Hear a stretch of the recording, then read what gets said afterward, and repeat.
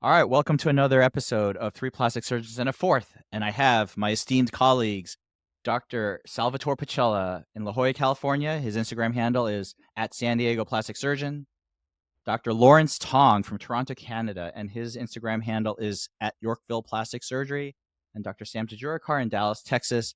His Instagram handle is at Sam Jejurikar. And I am, as always, in Paramus, New Jersey, and my Instagram handle is at Bergen Cosmetic. We have a topic today, which I think is very relevant, especially for consumers of plastic surgery, anyone who's trying to find a good plastic surgeon. We often use reviews to determine what's good or what's not good out there. I know I do when I look at Amazon or any other, or pretty much anything else. I look and see what other people have said. Recently, there was a Seattle cosmetic surgeon who has to pay $5 million to the state's attorney general's office after thousands of people after being accused of illegally manipulating online customer reviews and threatening patients. So before we get into the meat of this, let's have disclaimer read out. Was it Dr. Tong? Yes, I will read that. Thank you. This show is not a substitute for professional medical advice, diagnosis, or treatment. This show is for informational purposes only. Treatment and results may vary based upon the circumstances, situation, and medical judgment after appropriate discussion. Always seek the advice of your surgeon or other qualified health provider with any questions you may have regarding medical care. Never disregard professional medical advice or delay seeking advice because of something on this show. So this topic is a recent news article from the Seattle Times where the state attorney general resolved a lawsuit filed against Dr. Javed Sejan and his company Allure Aesthetic. He was accused of violating state and federal consumer protection laws by posting fake reviews and forcing patients to sign non-disclosure agreements. He is required to pay $1.5 million to about 21,000 patients who will receive a letter from the attorney general with a check of either $50 or $120, depending on each patient's situation. And the rest of it will go for attorney fees and costs, of course. So just of note, Dr. Sajan is not a board certified plastic surgeon. He has no record of completing a plastic surgery residency, and he is actually certified through the American Board of Otolaryngology, head and neck surgery. I'd like to hear your comments first about this, and then just reviews in general. I think reviews obviously are very important in our line of work, but it's not a system that you can. Sorry, is that Pacella's phone again? Yeah, sorry. Sorry. Tell your attorneys to stop calling. Yeah, geez. It's another patient. I get a zing every time I get a patient review. There's another bad one. Oh, geez. Yeah, I mean, patient reviews are tough because if you are buying some sort of widget from Amazon, you can write a review, and the store can respond back in terms of what they think. But with HIPAA laws that are out there right now, patients have the ability to say anything they want about us, and we can't discuss the nature of the case. And so they're very much a one-sided thing. The key thing though is that in general, if you have 1,000 patients, if 999 of them are positive and one of them is negative about you, it's that one that oftentimes is going to be motivated to write that review. So I think most plastic surgeons that I know are proactive in getting their happy patients to write reviews. There's a variety of apps that businesses can use to have their patients do that. And I know I certainly do that as well. But yeah, you can't manipulate reviews. It's too easy for these algorithms to figure out if you're doing that. And it's not only unethical to do that, but it's also really easy to get caught doing that. Yeah, I agree. I think the best sort of protection, so to speak, against negative reviews is just to, try to encourage your happy patients to write reviews so that they get a more balanced idea of what, how satisfied your patients are. Patients should understand that if you see somebody with, perfect reviews all across the board, that actually should be a red flag. You're going to be, potentially being manipulated at that point. I didn't look at this surgeon's review profile, but you know, it's likely that he had many, many, many thousands of reviews and all of them positive. So I think that in general, actually, for us, if you have a negative review or two, that's actually adds to the credibility of your review profile. But I do think it's important, if you have a patient who seems very happy and you, you know, are comfortable in asking for a review, or your staff is comfortable in asking for a review, I think that's something that's positive, because a lot of times the response will be, yes, definitely, I would love to do that. I'm so happy with what you've done, and I found you through review. So it is something that can be very positive. And I think consumers and patients are obviously incredibly savvy, and they read these reviews, and so the reviews that actually have text and descriptions with them, the longer the better, right? The more detailed.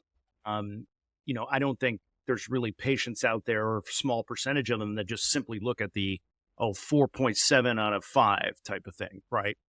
And I have found that, in 15 years of practice, I've gotten hundreds and hundreds of reviews, mostly positive, gotten a handful of bad reviews. And I would say that most of those bad reviews are people that I chose actually to not operate on, right? And so that may have had an issue with the waiting on hold, or waiting in the office, or didn't, for some reason they didn't click with me as their surgeon. And, I stand by those reviews completely, because, it's not somebody that is complaining about a bad surgical result. They're just complaining on the fact that I didn't offer them the operation that they thought they needed, right? And so I think the lesson here is reading the reviews as a consumer, and understanding how to translate that into your decision making. I think that's absolutely right. I mean, clearly this guy crossed the line into illegality. He was artificially inflating ratings on websites such as Yelp and Google. He posted fake reviews. He forced patients to sign illegal NDAs that banned them from posting or saying anything negative.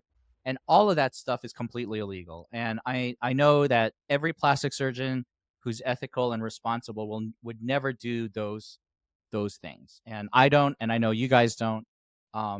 That being said, as all of you have said, reviews are very important for many patients in terms of determining whether or not they want to see a plastic surgeon.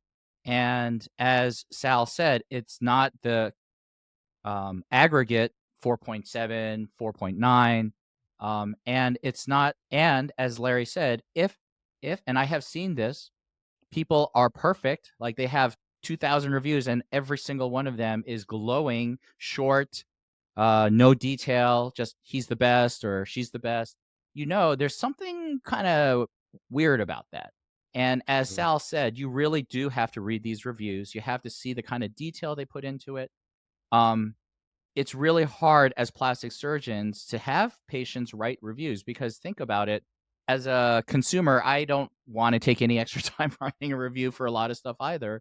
But I think when we do talk to patients who've had really great results, a lot of them are happy to share their experience, because what a review is really word of mouth, right? It's really someone who is sharing their experience as if they were next to you or in front of you, saying, I saw Dr. Pacella. He was so nice. He did this. The results were like this. He took me through the process like this. And when you read a review like that, that is really detailed and kind of goes through what their experience is, it's really like getting a very accurate sense of that surgeon. The handful of bad reviews that we've all had, there's no way you could be in this business without getting a bad review or two. It's like meeting everyone in life and saying everyone is nice. Like like that's impossible. And you're going to have people, for whatever reason, have an axe to grind, or they just didn't jibe with you, or they just felt very angry or vindictive. As Sal said, maybe not through or any fault of ours, but just sometimes poor communication, unrealistic expectations, whatever. There are a million reasons why people may be upset. And as Sam said, it's really hard to respond to these reviews because we can't really go into the details. We would love, in many cases, to go into the details why this particular person, if you knew why they were complaining, you would understand that this was not necessarily a reasonable viewpoint to hold.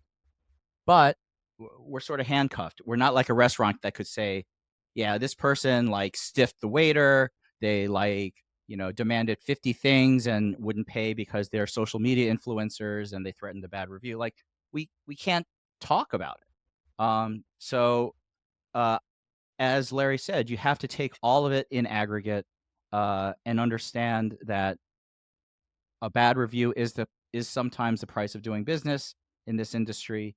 And if you read all of them on average, you'll get a good sense of who that provider is. Yep. Luckily, I I think I think patients are smart. Consumers in general are smart, and I think, like Larry was saying before, you see someone who is a 4.7 or a 4.8 or a 4.9 rating, but they have a couple hundred reviews, and you read those. A lot of times, you even gain valuable information and want to see that provider, even based off the negative reviews. I know I've seen reviews about other plastic surgeons or myself that have maybe implied that they were expensive, or they had a busy wait time, or they had, that they offered a different operation than what the patient actually wanted, and all of those can be valuable, and aren't even necessary. Even though the person writing the review may mean that in a negative sense, that can even be valuable for a consumer to get a sense. Well, this guy isn't going to tell me exactly what I want to hear. This guy's not cheap, so I need to know that before I go ahead of time. Oh, there's a long wait time. This guy's busy. So, I think people can read these reviews, read the text, like Pacella was saying, and ultimately gather whatever conclusions they want. And so, I think all of us doing this podcast are fairly lucky, though, because we're beyond the midpoint of our careers. We're all doing well. I get a negative review. I'm affected by it, but not that affected by it. I sort of just move on to the next thing, and a lot of patients come through other means too. Yeah, So you said something. Just I want to expand upon a little bit of a change of topic, which is you mentioned, you read a review and said, hey, he gave me a different opinion than somebody else, right? Mm-hmm. And I just for the viewers out there, I just want to add this little bit of psychology here. So there's a psychology behind second opinions, okay? And there's a fallacy, which is the second opinion is always the correct opinion. Right? And so when you see two different providers and you see the second provider, and say, that's nothing what the first doctor told me. Thank God I saw you when I did. Well, imagine if that was exactly the opposite. Right? If it was then the first opinion. So it's, and it's important for consumers, I think, to be savvy about that and understand that, this is particularly when we're dealing with aesthetic surgery, cosmetic surgery, plastic surgery, that this is more of a technique or an art to making decisions than it is, I'm going to take your gallbladder out. There's only one way to do it. yeah, and something that Dr. Jejurikar mentioned is, we're at a stage in our practices that reviews are basically, if you're trying to get new clients, they don't know you. And as your practice matures, you're going to have done thousands and thousands of surgeries during your career span. And you're going to have a lot of direct word of mouth, a lot of patients who you've operated on, and then, their friends come or their relatives come. And, that is also a very significant portion of where, my current patients come from. So these reviews are important, maybe even more so for the younger surgeons, but maybe not as much for mature surgeons like ourselves. Just for fun, I pulled up, no, go ahead. First you, Sam. I wasn't going to say his name, but one of my mentors during my fellowship, who operated on a who's who of New York City and was one of the best, if not the best facial aesthetic surgeon I ever saw in my life. If you looked at his Google and Yelp reviews, you would have thought he was the worst surgeon around. And he just didn't care because people that knew he was the guy to go to. And then he didn't even pay attention to it. Well, so just for interest, like I was just curious. So I just pulled up Real Self, and I will read the first review for all three of you guys that comes up, and No bother. you can see what they say. They don't know about this. I just decided to do this right now. All right, for Sam Jejurikar, it is improved quality of life, mommy makeover. I waited until later in life to have my mommy makeover and was extremely concerned that it would do more harm than good. Due to now having reflux, this condition was so bad I literally had to sit nearly straight up to sleep. I consulted with Dr. J on and off for 3 years before finally deciding to move forward with the surgery. Let me tell you, I can now lay flat to sleep. Dr. J took extreme care to tailor my procedure to fit my needs, and my quality of life is better because of his skill and experience. Plus, his right hand, Coletti, is phenomenal. In fact, his entire staff is very courteous and professional. I highly recommend Dr. J. So there you go. That's a very job. good review. Yes. That's nice. Yeah, that's a nice patient. I know her well. Played the long game in that one. Yeah. Sal, It's Dr. Sal. my right hand. My right hand is Colette, by the way. Oh. That's how you say that word. Not sorry. Coletti. Coletti, sorry. Okay. You know, I'm Yeah. thinking of a general surgeon back in Michigan. Her name was Coletti, but that was her last name. Colette. Yes. Right. She. Thanks for the correction. Dr. Pacella, one word describes my experience. Grateful. I have had a few prior surgeries performed by Dr. Pacella. His most recent was a lip lift. Dr. Pacella is a gifted doctor who listens carefully, evaluates your concerns, and provides you all the options to closely obtain the best results possible. He and his staff are patient, caring, and extremely proficient. I am grateful for having a comfortable procedure with such a compassionate and experienced doctor and his team. His aesthetic results are awesome, but most importantly, my confidence has improved as well. Thank you so much. There you go. I know Yeah. her well too. She's been a patient for many, many years. So love it. And then Dr. Respect. And then Dr. Tong, best surgeon in Canada. Is being the best surgeon in Canada like no? Okay, Dr. Is Tong. that analogy? If a tree falls in the forest, there's no one around. I mean, Just kidding. it would be better if he was best surgeon in the world, but I guess she's in Canada, so that's all she knows. Yeah. Dr. Tong is an absolute miracle worker. From my first consultation visit to post-op care, I've been treated with professionalism and compassion.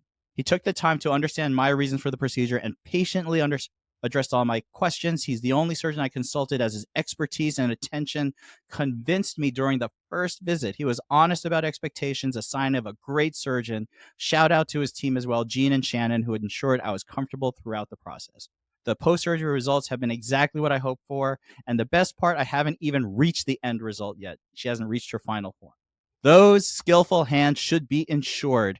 Dr. Tong is a top-notch surgeon deserving of every accolade. Thank you, doctor, for your incredible work. That's amazing. That's like 3 reviews in one. That's like 3 5-star reviews. Wow. That's so good. Man, I wish I had a Does she patient. need that- hands insured or registered as deadly weapons? Both. Depends on the situation. well, Dr. Rhee, thank you for not reading the worst reviews in all 3 of us. Thank you so I was much. just going to say, that's the next thing I'll do is read the absolute worst reviews. Oh, I can't handle that. Well, all I can, I mean, I think if you're a person who's a prospective patient, you just Google it, you look it up, you click on it, and you see what comes up. And that was just the first ones that came up. So it was. What about yours? What about yours? Yeah. Yes. Read us yours, read please. yours. And then that's a good one to end on, I think. All right, let's see what it says here. He's okay. No, I'm just it's not. He's pretty mid. All right. Results were busting. Here, there. Completely skibbity. Come see, come saw. Yeah, skibbity.